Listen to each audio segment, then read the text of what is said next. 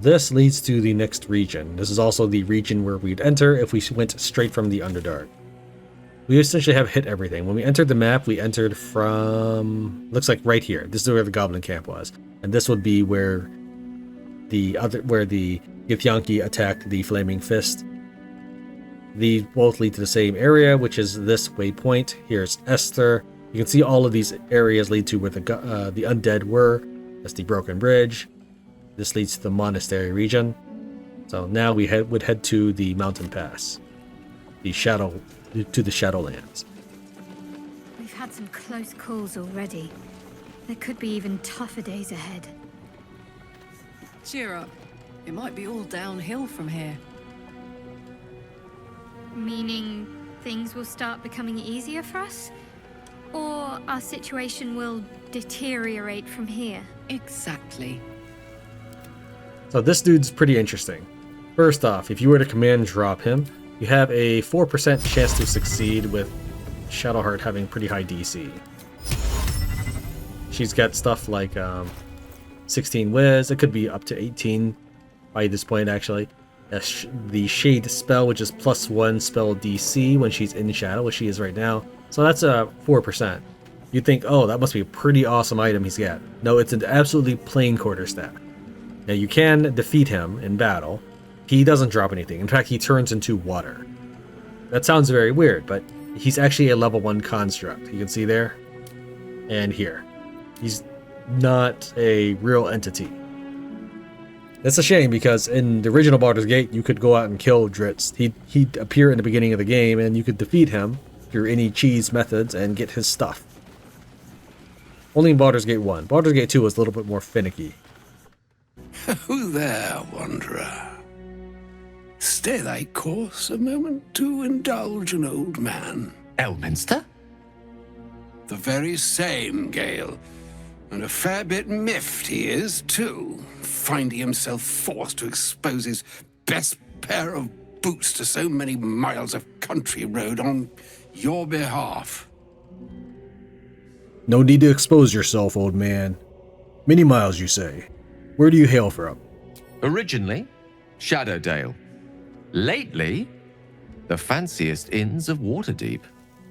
Meet Elminster Ormar, a good friend of mine, but rather more significantly, he's the most famed and respected wizard in the realms. Am I, indeed? Most famed and respected errand boy, more like. I was bid to spare neither time nor my own self to find you. She sent me, Gale. You know of whom I speak. But why? Out with it, Elminster. Please. Young man, has your sojourn away from Waterdeep washed away your decorum as well as your patience? Nigh a 10-day I've gone without honest fare, worthy of the name. Drank naught but what the sky entitled my thirst. Why, some bread, cheese, and a cup of wine would appear unto me a feast. Surely you won't begrudge me a mite of rest and repast before I get out with it? So much for not spare his self or 10-day or whatever. So this is actually a difficult choice for us. If we pick number 1, we insult Gale. If we pick number 3, he insults Gale. I'm not in the habit of taking in vagabonds. Oh? And what is he then? Wandering these forlorn barrens over 700 miles from home. Oh, for the love of... This way then? To your camp? Oh, don't dawdle now, lad. You're the one who's in such a frightful hurry. Oh, nigh on 13 centuries old and he still thinks with his stomach. We'd best follow and see if he's more disposed to speak plainly once it's stopped its grumbling. We'll meet him in camp later. Let him have his rest and repast in the meantime. There go our best supplies. Joke's on you, Gale. I took every iota of food we have and put it in this pack. There is no food left in camp. Down here is where the Shadow Cursed Lands are, and if we enter through this way, we'll immediately meet a goblin who will introduce us to the rest of the absolutists. I'm not sure if this is the way we want to go. I used to be agog at everything when I first walked in the sun. Perhaps I'm adjusting to this new life. It's when you use words like agog that I remember you're actually 2 centuries old. And it's when you think agog is an impressive word that I remember you're just a child. Yeah, I haven't quite decided if this is the route we want to take. If I do that, I will be locking myself out of showing you guys an unusual, efficient way to kill an enemy. But you won't get an inspiration for it. So let's head to camp now and talk to Elminster. Well, Elminster, you do not believe in personal space, do you? Ah, there you are. Now, I hope you don't mind my having ingratiated myself into the most palatable graces of your provisions. You find me quite sated indeed. Yes, what a delightful wedge of old Elthurian that was. Doesn't do to parley on an empty stomach, you know. Makes one's words frivolous when they should be grave. Plenty to digest, after all. A good deal to stew over, if you will. Words ladled with import should be savored so as to better absorb their meaning. Wouldn't you agree? Elminster. Right. You see,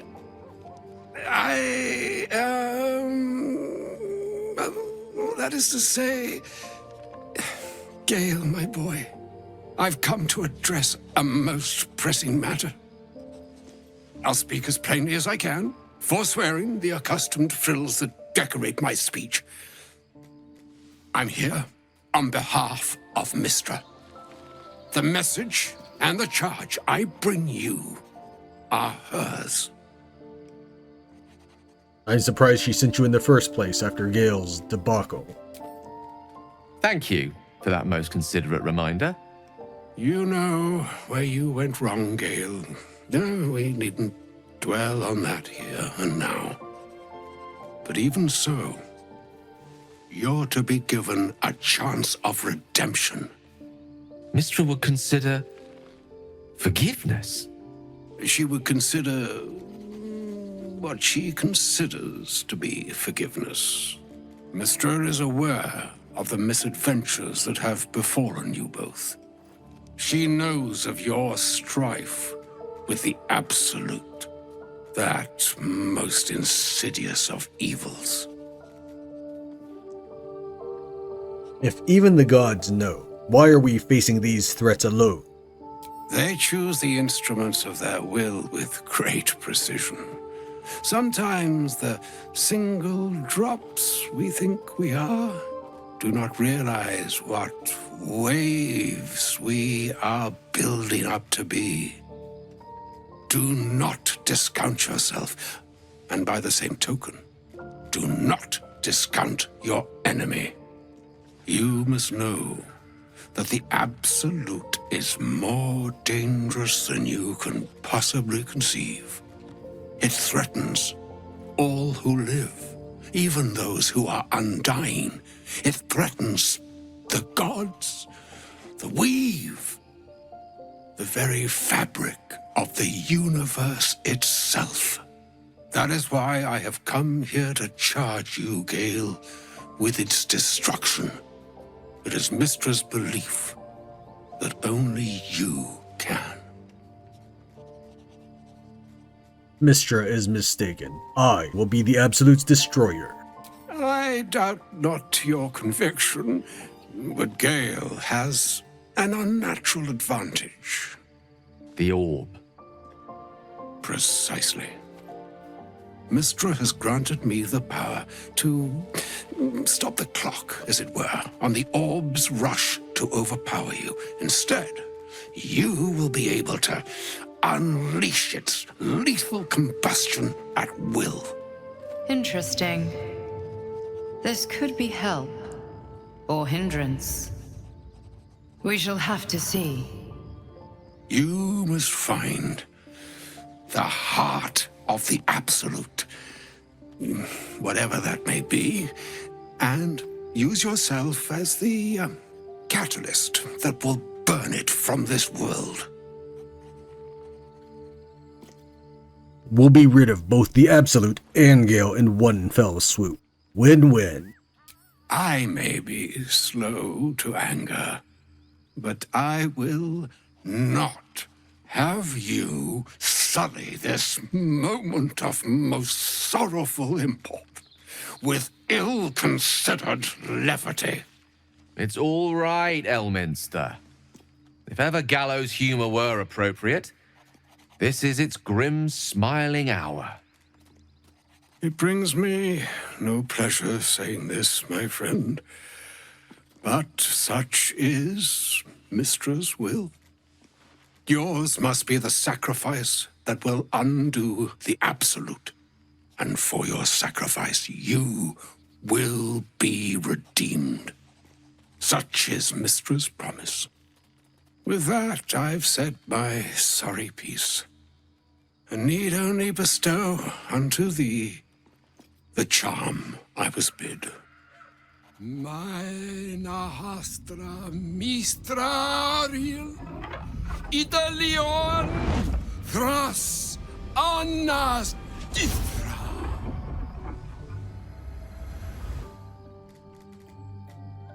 It is done. Both charge and charm have been committed into your care. To you, I commit into care Gale himself. I count on you to shepherd him well on this strangest of journeys. There's still a long journey ahead. We'll find another way. Or some other fortune altogether. Like moons make swell and wane the nescient seas, so too the sky-strewn gods ordain the tidal fates of mortal days. And yet, an ocean born in lonely hours, come ebb, come flow, come all that is beyond the breadth of our dominion, be a moon unto yourself. Even the waves of fate can break upon the shores of will. Farewell, my friend. Farewell, Elminster. I'm glad she chose you. Preparing the weave. Stabilize Gale's nether easel. An audience with Elminster is never less than memorable. I'd have hoped to introduce you to him in less dire circumstances. But those are hard to come by these days. I'd always imagined Elminster to be more imposing.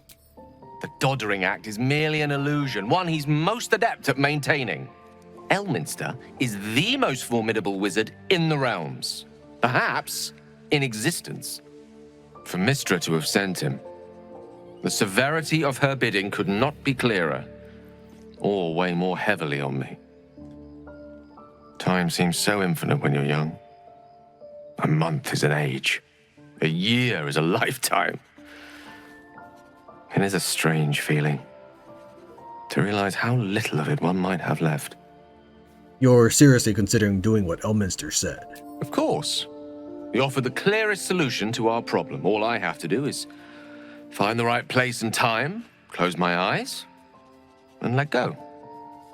Then the slate will be clean.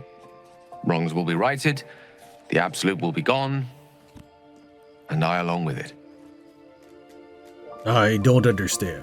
Can't Mister just destroy the Absolute? Or Elminster himself? I've no doubt she has the power to do so, but as for the permission, Ao would not look kindly on her meddling in mortal affairs. Divine intervention has a tendency to make things worse, not better. As for Elminster, he's saved the realms more times than legend can recount. But to take on a god is no easy feat, even for him. My orb is the best chance we have, and only I can wield it. So that's it. You're on a suicide mission now. Possibly the most spectacular one ever conceived. But essentially, yes.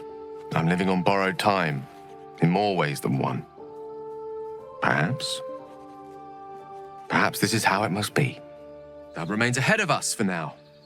The heart of the Absolute must be discovered before I can stop its beating. I'll make sure we find it, Gale. I promise. Then I suppose there is nothing more to be done but find the heart of the Absolute and stop its beating.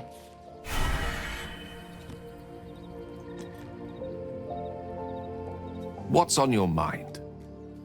Is Mystra always such a demanding goddess? She expects those who seek to use the weave to do so honestly and with respect for its potential to destroy, as well as its potential to save. I doubt she's asked many of her followers to blow themselves up. That's a fate she's bequeathed exclusively to me. She wouldn't ask such a thing if it weren't our only means of survival. However much she's annoyed at me. How are you feeling? It can't be easy facing the possibility of death. Oh, you know me, ever the optimist. I'm trying to focus on the positives. Truth is, I was living on borrowed time already. Consuming those items would only have kept the orb sated for so long. If anything, I feel more at peace than I have in months. At least now I know my death will have purpose. It won't be a distant bang in the footnotes of history.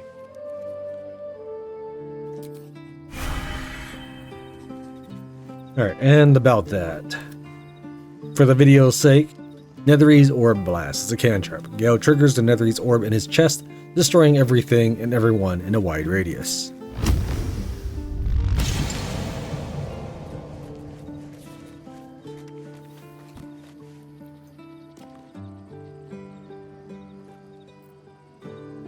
Okay, I was expecting a cutscene to happen, but sure. Do I have to be there? Okay, just gotta do it twice.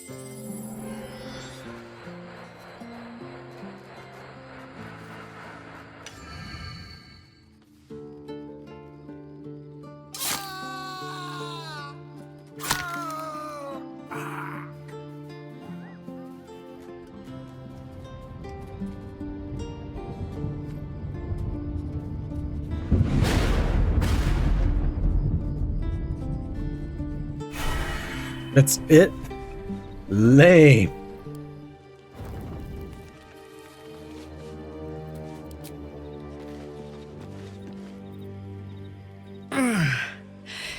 Hey, soldier,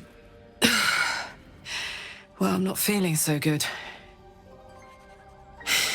My engine is getting worse. Feels like it's going to burst out of my chest. We need to catch up with Damon. See if he's thought of a way to fix this thing. If it can be fixed. Don't worry, we'll find him. I'm sure we will. But, in case we don't, a bit of advice. You leave your left flank wide open. If I'm ever not around to cover it, you may find yourself on the wrong side of a goblin spear one of these days.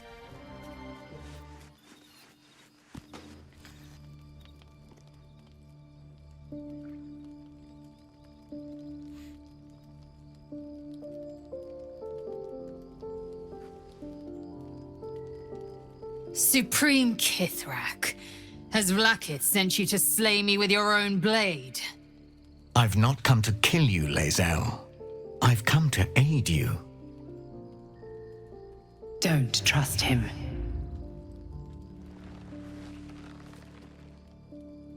Skakek Kier Gith Shabeleth. My blade rests.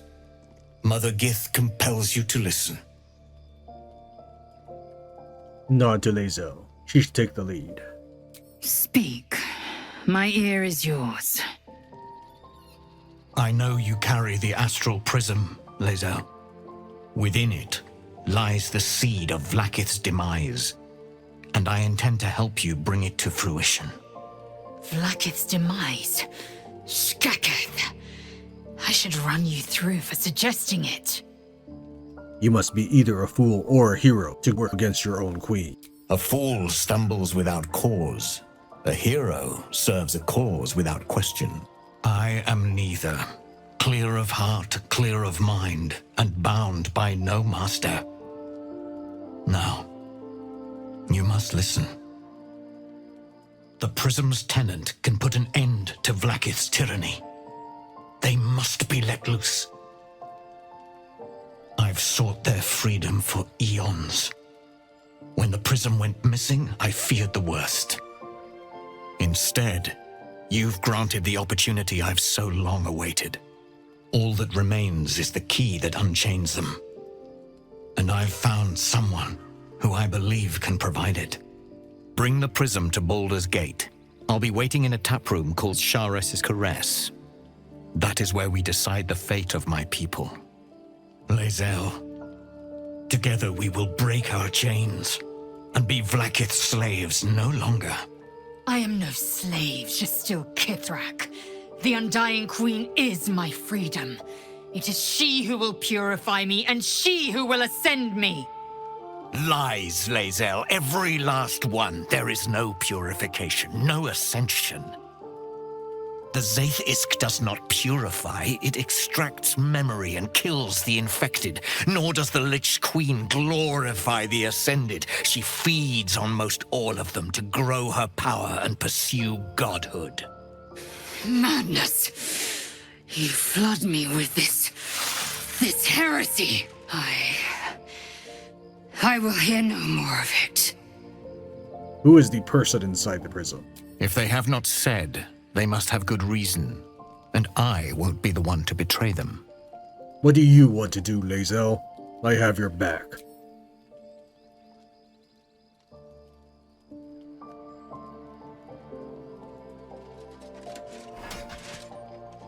I served Vlaakith the whole of my life. Learned her words, fought her battles, yet she names me her Sharlak. Your words carry truth. I will meet you in Baldur's Gate. Do not make me regret it.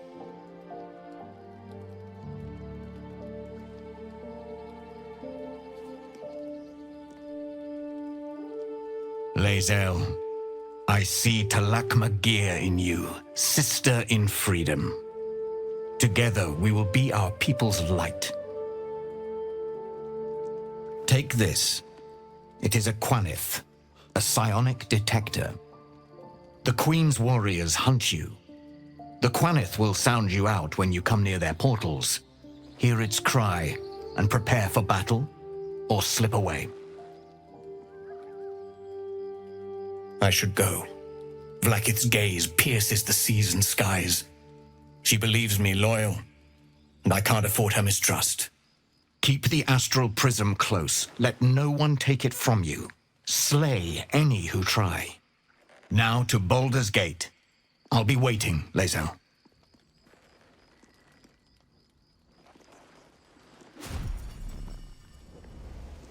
I thought he was gonna... I thought he was gonna slap his assistant on the butt.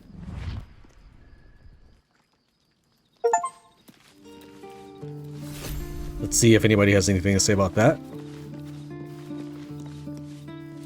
What will Voss have to show for himself when we catch up with him, I wonder?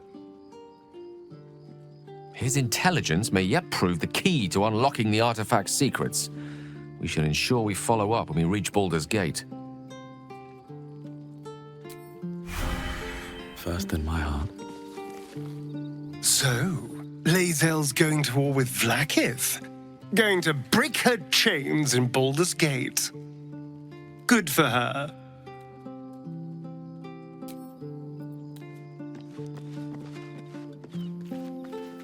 Let's see. There's a schism growing among the Githyanki people, and Lae'zel just took one step towards choosing a side.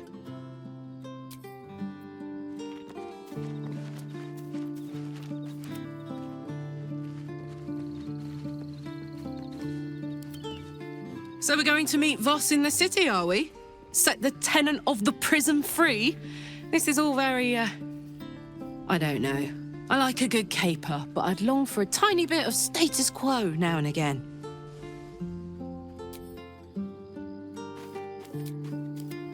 Another step forward.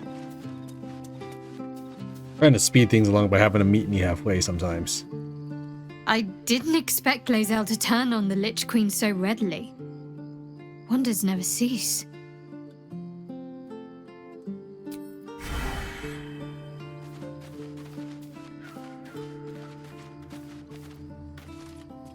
Vlakith Kosivim Chrath Crashet. Only in Vlakith may we find light. These were the first words I ever read on Tirsu slate. But they are no mere aphorism. They are law. They are creed. The root from which the 10,000 protocols stem. Forsake one protocol, and forsake Vlakith. Forsake Vlakith, and be the blood and meat which sates her dragons. If Voss speaks true, if Ascension is a lie, if tadpole purification is a fairy tale, then I have not sinned against Vlakith. She has sinned against me. Obviously. It's about time you figured it out. Obvious, you say. But does the dragon of the sky ever look to the worm and dream of crawling? I was taught but one way, the superior way, Vlakith's way. Until now, I never thought Vlakith a tyrant or me as a vassal. She was the source of my might, and I the envoy of her will. A warrior, a champion, a destroyer. What does Ascension entail exactly? Ascension is a young Githyanki's greatest honor. Long ago, the Gale enslaved my people. They dominated our minds and bred us for war, until Great Mother Gith took a hammer to our bonds. From the day of our hatching, young Gith have one purpose: to train hard enough to slay a Gale and take its head. Then, we speak the rite of Ascension, and a red dragon comes to fly us to Vlakith in Tunarath, City of Death. We are honored with an eternal home in the Astral, celebrated for our victory. We are ascended.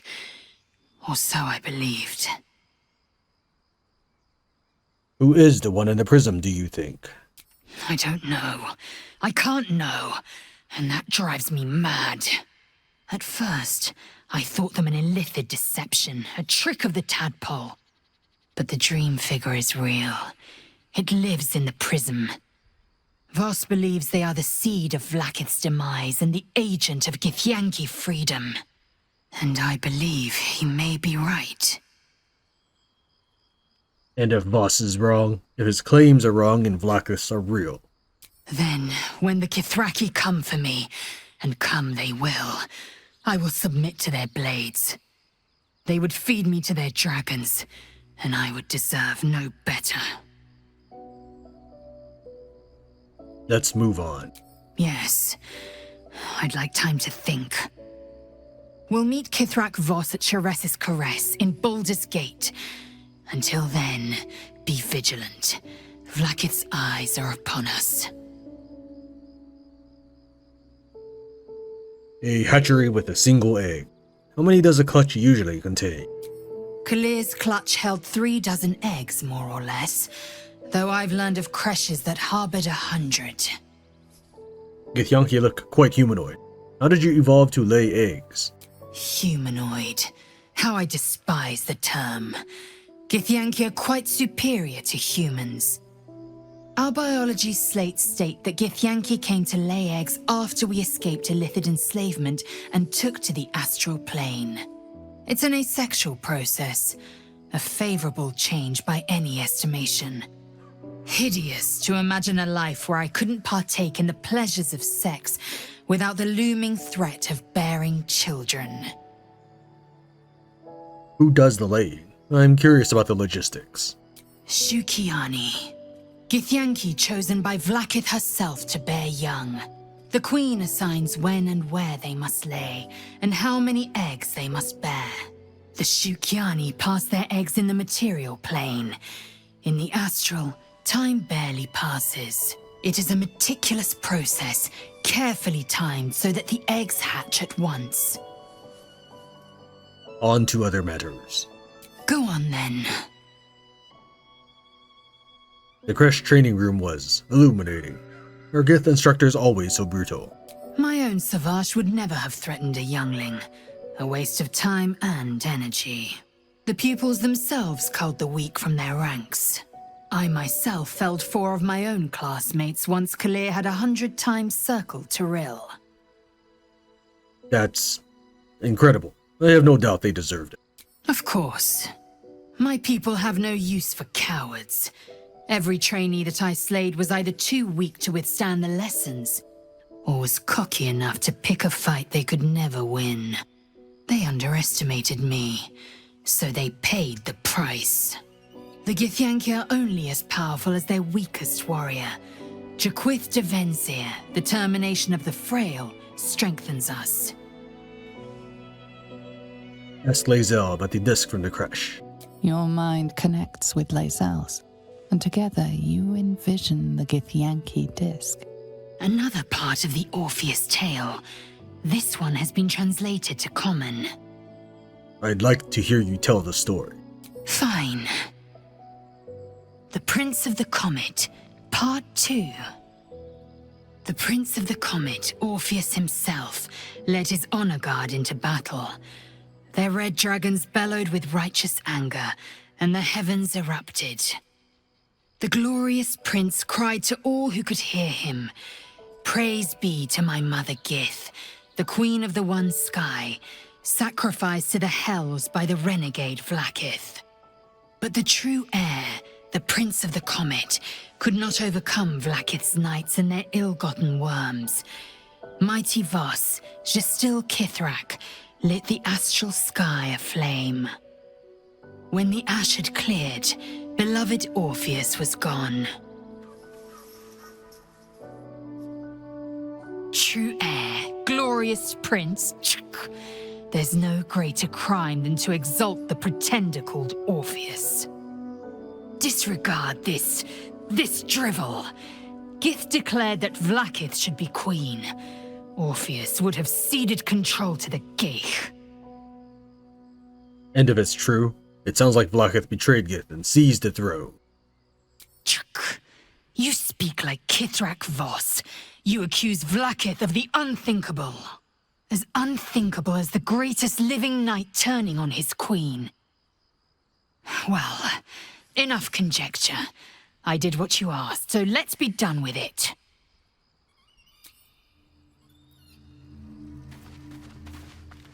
Alright, and that should be all of the companion dialogues. In the next episode, we'll be heading to Moonrise Towers in the Shadow-Cursed Lands, either from the Grimforge elevator or the Mountain Pass. I'll let you know when we get there. Thank you very much for watching Tran Wins Baldur's Gate 3. I'll see you next time.